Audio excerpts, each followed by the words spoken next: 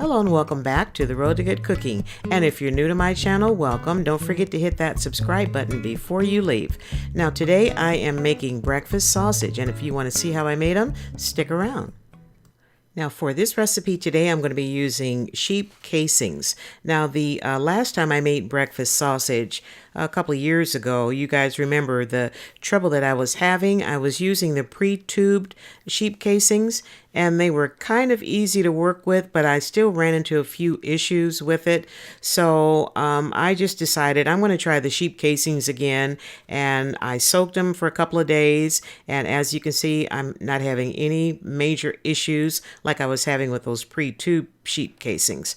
I mean, that I was in tears one time when I was working with those pre-tubed sheep casings, and man, I couldn't get those things to work for nothing. So I just scrapped the whole project and thought, nope, I'm not going to use them again. But then I did try them again, and they worked just fine. Here I'm getting started, and I have my canister about halfway filled because I'm going to make part of this mixture in breakfast sausage, and I'm going to make the other part in patties. And as you can see, it is working just fine. And I also found that using natural sheep casings, I didn't have near as many blowouts as I did with the pre-tube ones. So I guess they're a little bit, hardier, or if that is a word to use for this, but they seem a little bit sturdier. That's the better word. They seem sturdier than the ones on the pre-tube casing. So I think from now on, I'm going to start using just the natural ones, just like this. So look at that. It's making perfect sausage links. What do you think?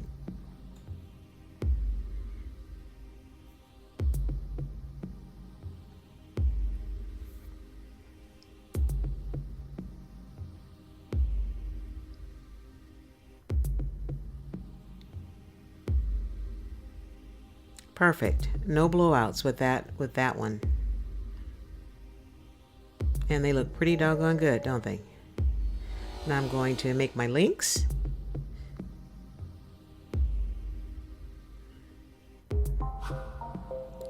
And you grab one end and grab the other end and spin it. And then I'm going to tie it at the end.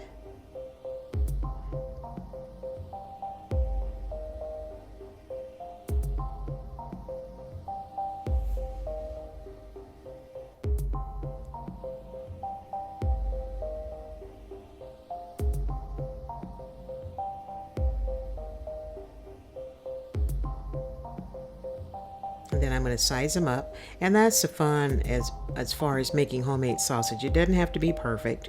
That's part of the charm of making homemade sausage.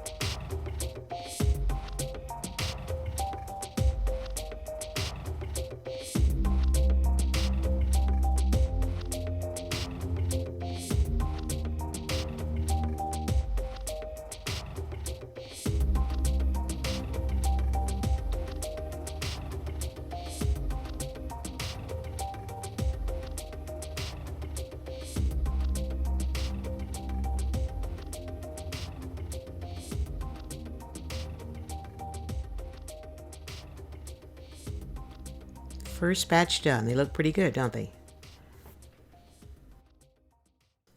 When you order natural sheep casings, they come tied up on 2 rings like this, and they're long, and they're usually tangled at the end, just like this. So what I end up doing, I put them in the sink under cold running water, and I just take my time. And yeah, this is very tedious, but you know, think about the sausage that you're going to make with them. It's going to be well worth it.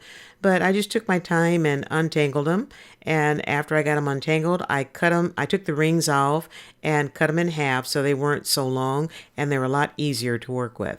And like I said, now that I have learned how to use these, I will be using these from now on. I really will. I like these much better, I think, than the pre-tube ones. Now I removed the rings and cut them in half like I said I was going to do. And as you can see, they're still long, but they're a lot easier to work with. See, I was able to get them separated, and now they're good to go. And look at how tiny these things are. Sorry guys, if you got those great big incredible Hulk hands, you might find these really hard to work with. But hey, that's when you bring the kids in with them little tiny hands and make them do it. So here I'm putting them back on the stuffing tube. And the trick is to find the opening in this little tiny thing. And what I end up doing is just cutting the end off. That way I know I have a nice clean edge, and I can usually find the opening a lot easier.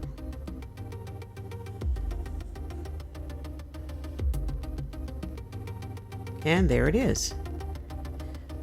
So I'm going to carefully slide it on the stuffing tube.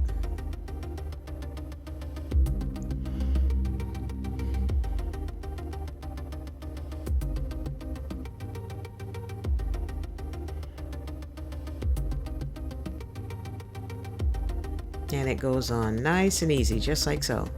And don't forget to spray your stuffing tube with some oil. That'll make the casing slide on a little bit easier. And keep your casing in a bowl full of water, and that too will make it easier to work with. See, I'm not having any issues at all.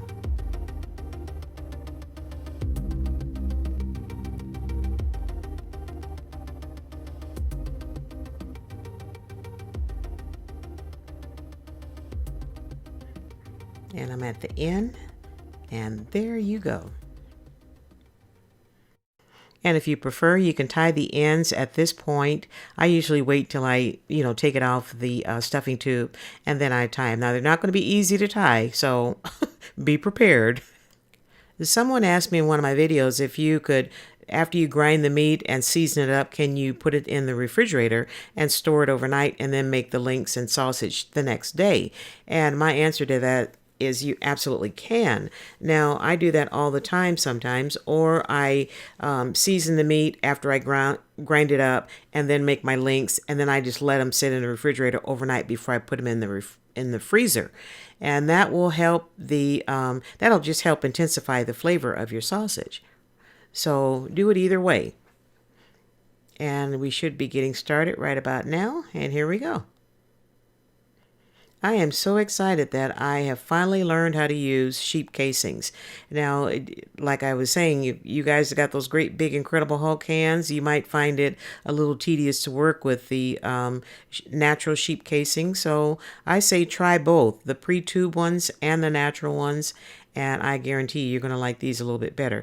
Yeah, they're a little bit more work and might be a little bit more labor intensive, but I tell you what, when you look at my video, and I'll post the link in the iCard above, and that was on my Applewood breakfast sausage, and you'll see the issues that I was running into. Okay? So don't say you haven't been forewarned, but I say try them both and see what you like, which ones you like best.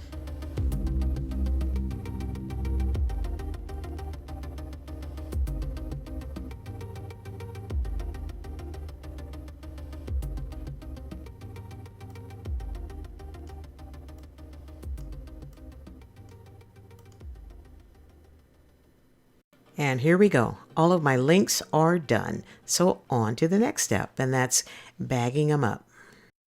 And here's my finished sausage. I put them in 9 links per bag, and I'm going to mark my bag so I know what flavor these sausage links are. And here's some sausage patties that I cooked up, and I packaged them in 2 pieces per pack. And that way, the mornings that I'm running late and I don't have time to cook a big breakfast, I can just grab a couple out of the bag and grab a piece of toast, and I'm good to go. See, always plan ahead. And here's the rest of my sausage that I put in 1-pound bags and vacuum sealed them. Now I am going to mark these as well, so I know that this is ground pork and not ground beef. And, that way I can make breakfast sausage with it or any other kind of breakfast casseroles I like to make, and they're good to go.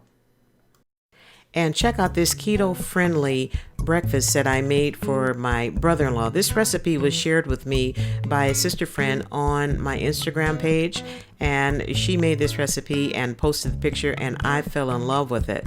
And I made it for my brother-in-law because he's on a keto journey to lose some weight, and he absolutely loved it. And look what I put together.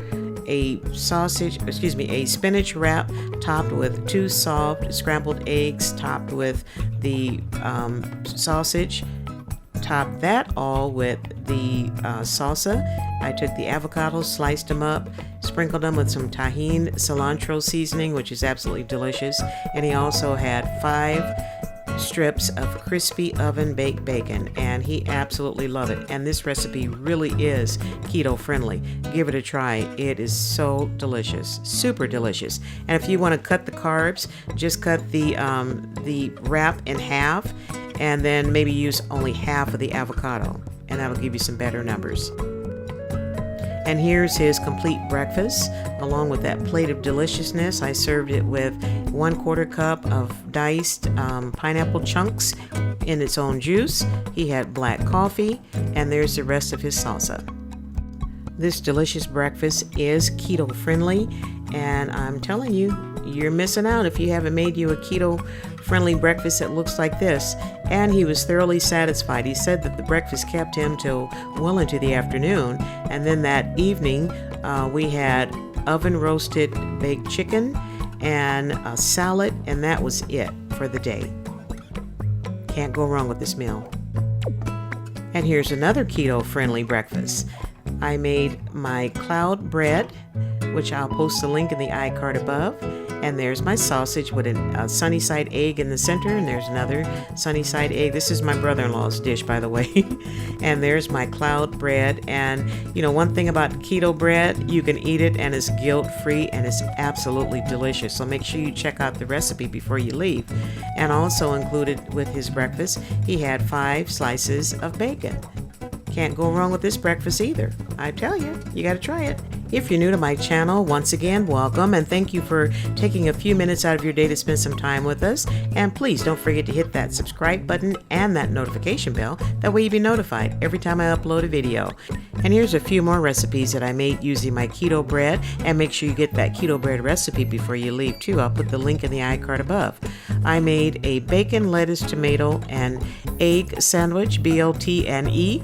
And I topped it with some onions and green leaf lettuce and spinach leaves, and it was absolutely to die for delicious. And I could eat it because I knew it was guilt-free, and it really was delicious. I'm not kidding you. I could not eat it fast enough. And then a couple days after that, I made myself a few sliders, topped it with some caramelized onions, and it was delicious. And here's another keto-friendly breakfast with 2 sunny side eggs and 3 pieces of keto bread and 5 pieces of bacon, and it was absolutely to die for good also.